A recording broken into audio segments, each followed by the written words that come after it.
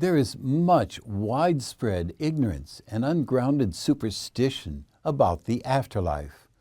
And people who hold these mistaken views are adamant that they are true, with no basis in fact. Do people have bodies, or are they just orbs of light? Do people eat and drink? If so, can they have a good steak dinner made from a cow's meat? How do people get around in the afterlife? Are there cars? Can people have sex?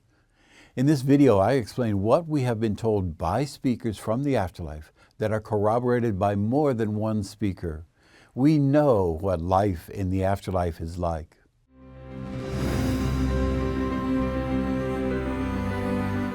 Hello, I'm Dr. R. Craig Hogan, President of the Afterlife Research and Education Institute and Seek Reality Online. I'm the author of 8 books with the evidence you will come to the end of this life, but you will never die. There's much ignorance and superstition about the life after this life. People assert primitive falsehoods passed along from generation to generation, so they seem to be true. In this video, I present some of the questions people ask about the afterlife and the truth we have been told from the residents there. Nothing we present comes from a religion, a guru, a self-proclaimed expert on the afterlife, or our best intuitions. It all comes from verified sources, speaking from the afterlife, through people on this side of life, mostly talented mediums. We know more about the afterlife now than humanity has ever known. People just have to learn what we now know without a doubt to be true. In the description below is a link to the page with links to the evidence I describe in this video. Go as deeply as you want into the evidence. You will come away realizing the truth about this life and the next. Misconception 1. The mind is produced by the brain, so when the brain dies, the mind dies. The first misconception held by materialists who believe that the mind is produced by the brain is that when the brain dies, the mind dies. That is patently untrue. Today we have many thousands of reports from people living in the afterlife who have left their bodies and brains behind. Some are recorded. Others are first-hand reports by reliable individuals on this side of life, often reports of communications coming to groups of people, all of whom testify that the reports are valid. We have spouses in the afterlife speaking to their spouse still on earth, children talking to their parents, and parents talking to their children who are in the afterlife. We also have a great number of phenomena in which the mind functions without using the brain. One of these is remote viewing. People remote view objects and scenes thousands of miles away by closing their eyes and focusing on them. They see without having to use their eyes, the senses, or the brain.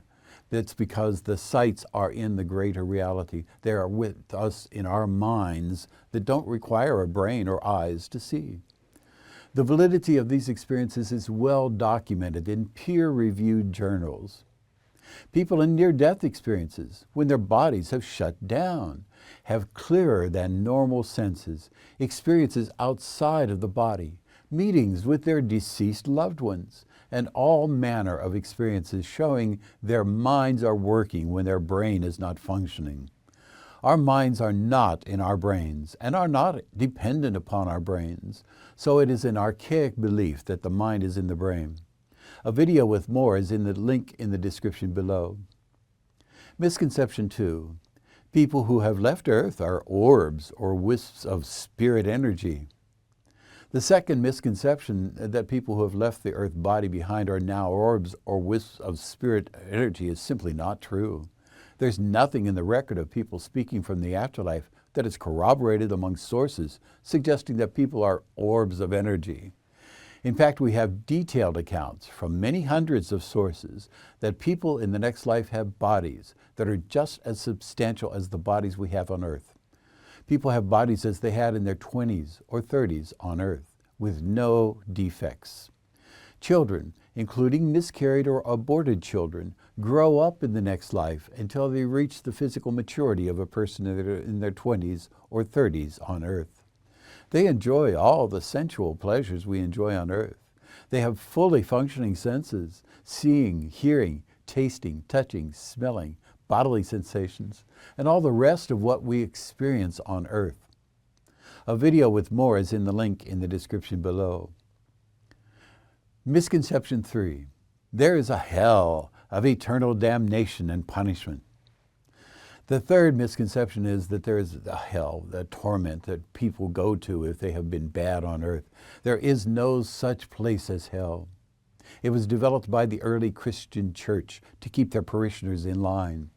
There is no mention of hell in Acts of the Apostles, Mark, the earliest gospel, Paul's epistles, or the other early writings of the Christian canon. It developed later in the Christian church. Yeshua, or Jesus, does mention a garbage dump outside of Jerusalem called Gehenna, or the Valley of Hinnom. He refers to it when he says the body is meaningless and will eventually be in the garbage dump. Gehenna was mistranslated by early Christian translators as hell. That has been changed in later translations. There has never been such a place of hell or torment. A video with more is in the link in the description below. Misconception 4. People from the afterlife go on to other realms and have no contact with people on earth. This is a myth also, that people from the afterlife go on and don't have contact with their loved ones. All the sources from the afterlife tell us our loved ones receive our thoughts and feelings from wherever they are. They are intertwined with us mentally and psychologically.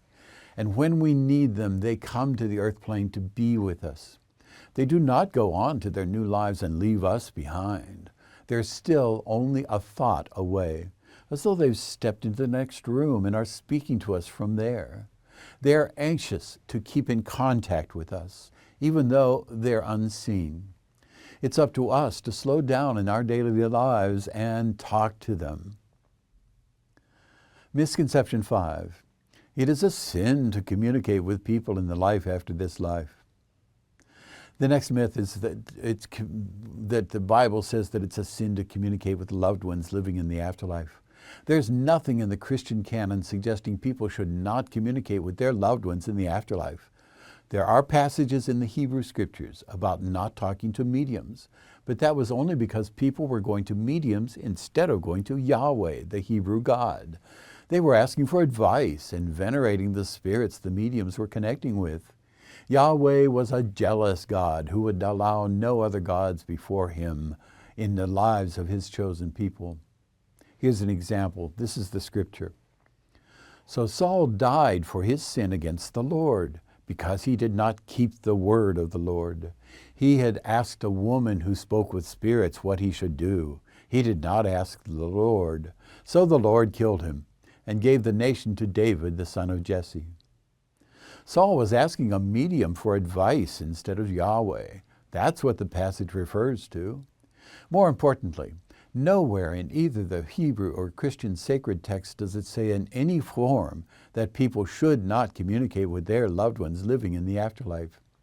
In fact, Yeshua, or Jesus, himself communicated with Elijah, Moses, and Jairus' daughter, who was dead. He said to the thief on the cross that the thief would be with him that day in paradise. It is a misreading of the Judeo-Christian sacred text to suggest that it is a sin to communicate with people in the afterlife. Misconception 6. Demons disguise themselves as our loved ones and communicate with us when we try to communicate with our loved ones. You may have also heard that demons can disguise themselves as our loved ones and mislead us when we communicate with what we believe is our loved one. That is absolutely false. There is no source in the Jewish or Christian canon suggesting a demon follows people around and pretends to be the loved one to communicate. There are beings in Islam called Hamzads that do disguise themselves as loved ones, but there is nothing of its parallel in the Jewish or Christian texts. Misconception 7.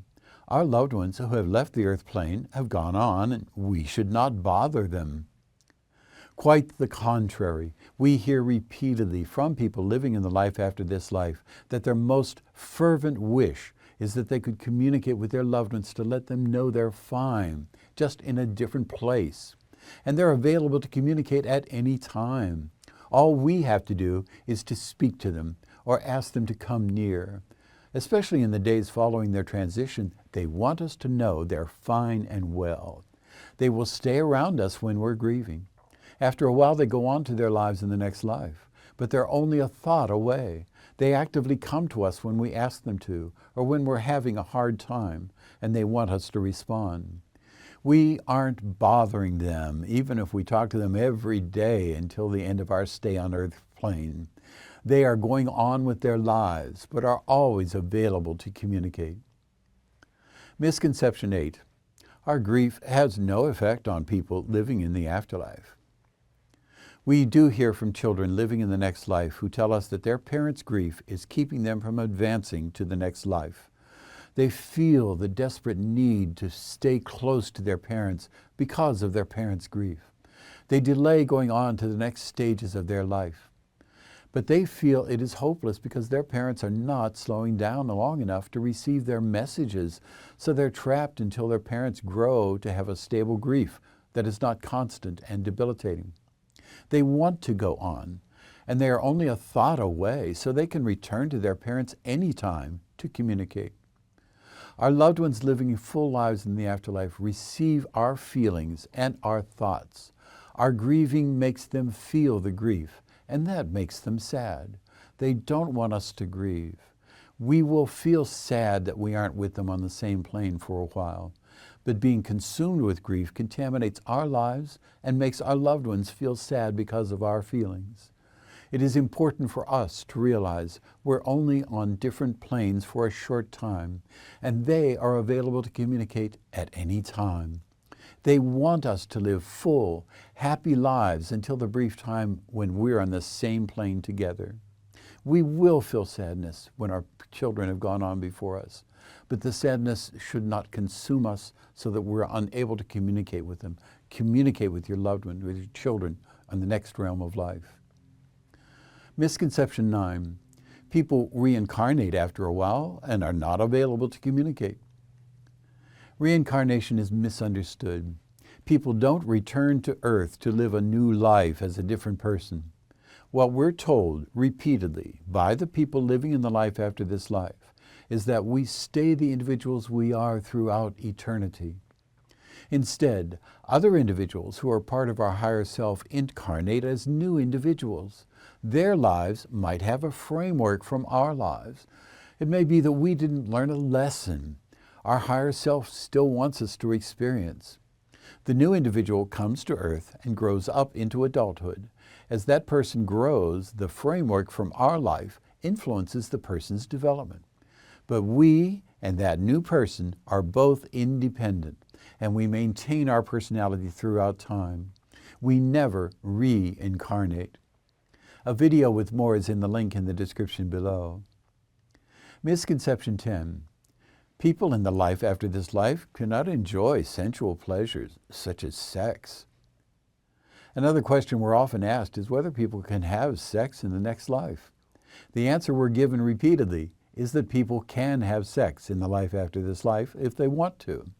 It doesn't create babies. No new babies are born in the next life, although aborted or miscarried fetuses on Earth are born in the next life if their mothers loved the child that would have been born. They grow up there and have wonderful reunions with the mother and other family when they make their transitions. As for sexual partners, people must be attracted to each other and willing, just as on Earth. People are also able to eat and drink all the things they enjoyed on Earth and more. They don't have to eat or drink, but if they want food or drink, it is simply available for them in their environment. No animals or plants are killed in food preparation. All the tastes are available, but the substances do not originate from any living thing. A video with more is in the link in the description below. Misconception 11. The life reviews are a form of punishment for misdeeds on Earth. We're also asked often whether the life review is a punishment for misdeeds. We hear of 3 life reviews. One happens during a near-death experience. People describe having their life fleet before them while they're still unconscious. The purpose of that life review is to teach the individual things that will change their outlook on life so they live the rest of their lives differently. Because the person is being given insights to help them live their life differently, it is different from the life reviews after a person makes the transition to the next life. There are 2 life reviews after the person has left the body behind. The first is quicker. It happens soon after the person makes a transition. The second is more thorough. It may happen some considerable time after the person leaves Earth. In it, the person actually becomes each individual who is involved in each interaction with others that might have caused them unhappiness or pain. The person feels the depth of their emotions as though they were the person. It is not a punishment. It is intended to give the person a perspective that changes their nature. There is no judgment, condemnation, or punishment for deeds done on earth. Misconception 12. If we're not getting communications from people in the next life, it means they're unhappy with us or they're out of reach. The next misconception is that when our loved ones in the next life don't seem to be communicating with us, it means they're miffed with us or they've gone far away so they can't be reached. Neither is true. Nearly all people who communicate from the afterlife say they're anxious to communicate to their loved ones still on earth. They want to tell us they're fine, they love us, and they want to communicate with us. We just have to slow down long enough to receive their messages, and we have to learn how to let their messages bubble up from our subconscious into our conscious minds. They are communicating. We just aren't getting the messages. Misconception 13. Only mediums can communicate with the people in the next life. Anyone can communicate with their loved ones in the next life. It doesn't require some special medium ability. Mediums are able to communicate with people who are not their loved ones. That is their special ability. But we are able to communicate with our loved ones. We just have to learn the methods that work for us. Seek Reality Online has a free online training program in how to communicate with loved ones. Most people who go through it are successful in communicating with their loved ones anytime they want. Psychotherapists are also able to help people enter a state of mind in which they communicate with their loved ones in the afterlife. Links to these methods of communicating are in the description below. Misconception 14. People in the afterlife sit around strumming harps and singing praises to God all day long. People living in the next life are living full lives. They live in communities with others. They enjoy all the pastimes we enjoy on earth and many more. They meet in social gatherings and go to concerts and listen to revered speakers such as Yeshua or Jesus, Martin Luther, Confucius, Einstein, and many others. They play games such as baseball and football.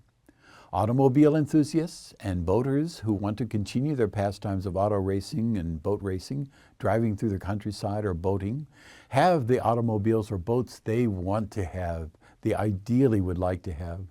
They're propelled by the intention of the driver and do not use fuels that pollute the environment. Other forms of transportation, such as motorcycles and planes, are also available. Whatever someone is interested in experiencing in the life after this life is simply there for them. The life after this life is rich and full of adventures. All of these misconceptions persist even in the face of clear, repeated communications from people living in the life after this life that are not true. We will all go on to the realm called by some Summerland in the next life, in which we will have wonderful reunions with our loved ones and will live rich, full lives. The death of the body isn't something to be feared. It is a transition into a world full of wonderful experiences we will enjoy with the people we love.